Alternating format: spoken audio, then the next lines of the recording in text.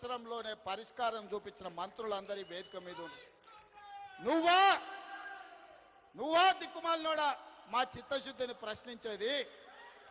నీ దిక్కుమాలిన మాటలు, నీ దివాలకోరు విధానం, బండకేసి కొట్టినా 100 మీటర్ల గోతి తీసి పాతి పెట్టిన మీ బుద్ధి మారలేదు, మీ ఆలోచన మారలేదు.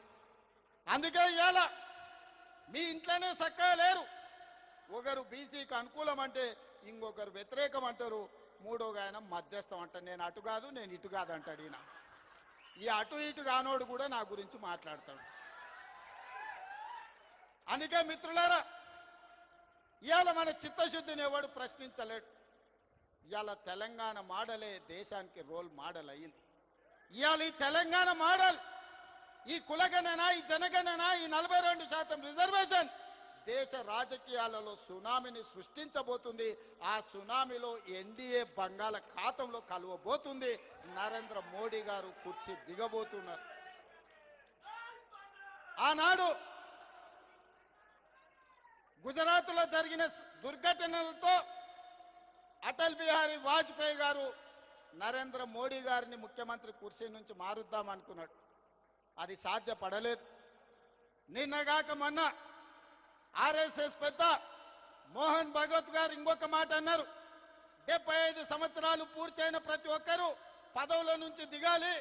మేము లాల్ కృష్ణ అద్వానీని, మురళీ మనోహర్ జోషి గారిని 75 సంవత్సరాల నిబంధన పెట్టి వాళ్ళని ప్రధానమంత్రులను చేయలేదు. కాబట్టి నరేంద్ర మోడీ గారు కూడా రేపు సెప్టెంబర్ 17కు 75 ఏళ్ళు పూర్తి అవుతున్నాయి, వారు ప్రధానమంత్రి పదవి నుంచి దిగాలి అని వారు చెప్పారు. కానీ నరేంద్ర మోడీ గారి పరమ భక్తుడు నిశికాంత్ దూబే గారు ఒక మాట చెప్పారు. నరేంద్ర మోడీ గారు కుర్చీ దిగరు, 2029లో కూడా ఆయననే ఎన్నికల్లో ప్రధానమంత్రి అభ్యర్థిగా ఉంటాడని. నేను ఒక మాట చెప్పదలుచుకునే వేదిక మీద, నరేంద్ర మోడీ గారు మీరు దిగొద్దు కుర్చీ, 2029 వరకు మీరే ఉండాలి. 2029 ఎన్నికల్లో అటల్ బిహారీ వాజ్పేయి ఆర్ఎస్ఎస్ చేయలేని పని, నరేంద్ర మోడీని గద్దెదించే పని మా సోదరుడు, మా నాయకుడు రాహుల్ గాంధీ గారు, మా నాయకుడు రాహుల్ గాంధీ గారి నేతృత్వంలో మా ప్రతి కాంగ్రెస్ పార్టీ కార్యకర్త దేశం నలుమూలల నుంచి కార్యోన్ముఖులై ఎన్నికల యుద్ధ రంగంలో నరేంద్ర మోడీని ఓడిస్తాం, ఢిల్లీ గద్దె నుంచి నరేంద్ర మోడీని దించుతాం.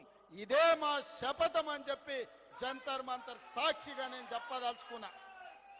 నిశికాంత్ దుబే ఇంకొక మాట అన్నాడు, నరేంద్ర మోడీ గారు లేకపోతే బీజేపీకి 150 సీట్లు కూడా రావు అని. నిశికాంత్ దూబే గారికి వేదిక మీద నుంచి విజ్ఞప్తి చేస్తున్నా.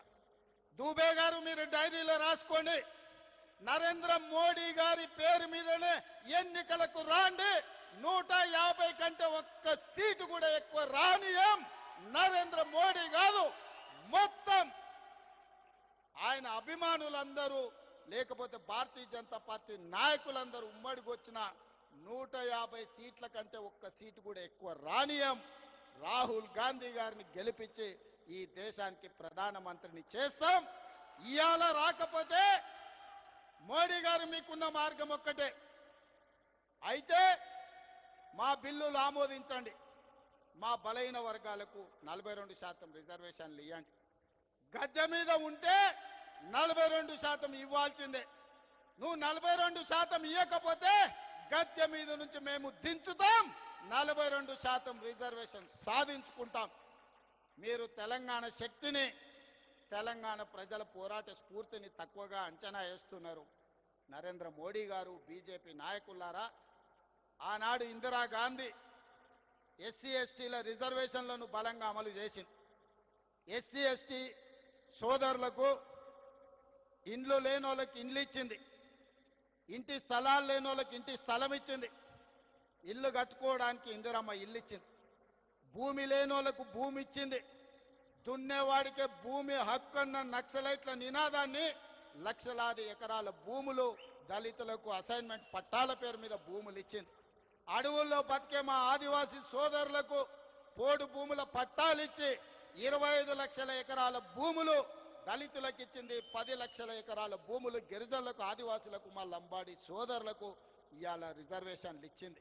ఇవే కాదు, డాక్టర్లుగా, లాయర్లుగా, ఇంజనీర్లుగా, ఐఏఎస్లుగా, ఐపీఎస్లుగా, ఐఎఫ్ఎస్లుగా ఈరోజు రాజ్యాధికారాన్ని నడుపుతున్నారంటే సిఎల్పి నాయకుడిగా బట్టి విక్రమార్క గారు అసెంబ్లీలో కేసీఆర్తో కొట్లాడిందంటే ఇందిరమ్మ నాడు దళితుల పట్ల, గిరిజనుల పట్ల తీసుకున్న నిర్ణయాలు ఇవాళ డాక్టర్ మల్లు రవి గారు డాక్టర్ అయినరు, బట్టి విక్రమార్క గారు ఉప ముఖ్యమంత్రి అయినరు, మా దామన్న ఉమ్మడి రాష్ట్రానికి ఉప ముఖ్యమంత్రిగా పనిచేసిండు.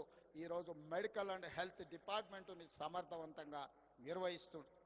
ఆ విధంగా ఇందిరాగాంధీ గారు దళితుల, గిరిజనుల గుండెల్లో, ఆదివాసీ లంబాడి తాండాలలో ఒక దేవతా మూర్తిగా ఈరోజు వాళ్ళ ఇండ్లల్లా గుర్తుంది.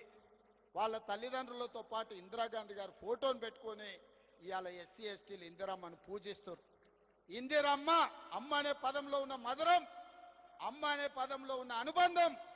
ఇందిరమ్మ మన కన్న తల్లి కాకపోవచ్చు, సొంత తల్లి కంటే ఎక్కువ ఆదివాసులను, గిరిజనులను, దళితులను చూసుకున్నది కాబట్టి ఇందిరాగాంధీ, ఇందిరమ్మ ఈ దేశానికి నాయకత్వం వహించింది. ఆమె పుత్రుడు రాజీవ్ గాంధీ ఆనాడు ఈ దేశంలో కంప్యూటర్ను ప్రవేశపెట్టిండు.